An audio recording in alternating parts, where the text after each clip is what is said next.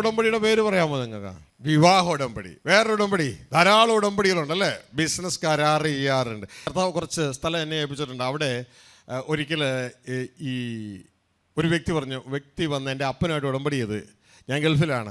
ആ ഉടമ്പടി ഇങ്ങനെയായിരുന്നു: നിങ്ങളുടെ സ്ഥലം ഞങ്ങൾക്ക് 3 വർഷത്തേക്കോ 4 വർഷത്തേക്കോ അങ്ങനെ തരിക.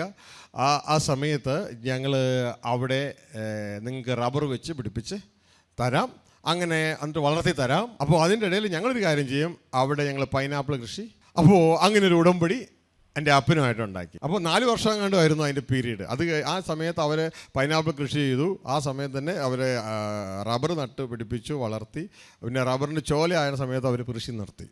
ഉടമ്പടിയാണ്.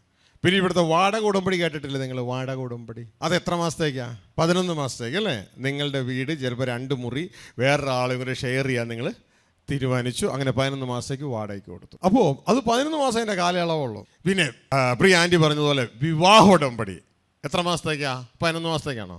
11 മാസം കഴിഞ്ഞ് നമുക്ക് പിരിയാം, അങ്ങനെയാണോ? അല്ല, വിവാഹ ഉടമ്പടി അതാണെങ്കിൽ പലർക്കും സന്തോഷമായിരുന്നു. ഇന്ന് പലരുടെയും അങ്ങനെയാണ്, വിവാഹം പോലും കഴിക്കാതെ ജീവിക്കുന്ന ഒരു രംഗമാണ് ഇന്ന് പലപ്പോഴും കാണുന്നത്. ഇതാ മരണം നമ്മെ വേർപിരിക്കുന്നത് വരെയാണ് വിവാഹ ഉടമ്പടി, ഇല്ലേ? അപ്പോൾ വാടക ഉടമ്പടിയിൽ ഹൗസ് ഓണറും ആ ടെനൻറ്റുമാണ്, വാടകക്കാരനുമാണ്. വിവാഹ ഉടമ്പടിയിൽ പുരുഷനും സ്ത്രീയുമാണ്, ഇല്ലേ? ഇനി പുതിയ ഉടമ്പടിയിൽ ആരൊക്കെ തമ്മിലാണ്?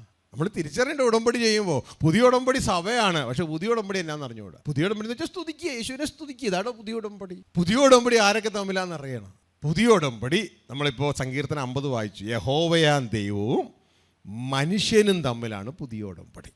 യേശുക്രിസ്തുവിൻ്റെ പിതാവും മനുഷ്യനും തമ്മിലാണ് പുതിയ ഉടമ്പടി. ആ പുതിയ ഉടമ്പടിയുടെ മധ്യസ്ഥനാണ് ക്രിസ്തു യേശു, ദൈവപുത്രനായ ക്രിസ്തു.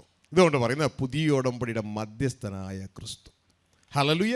ഇവിടെയൊക്കെ ജനം തെറ്റിപ്പോയി. പിശാച് തെറ്റിച്ച് കളയുന്ന പിശാച് ജനത്തെ തെറ്റിച്ച് കളയുക. അപ്പോൾ അത് വളരെ ശ്രദ്ധിക്കണം.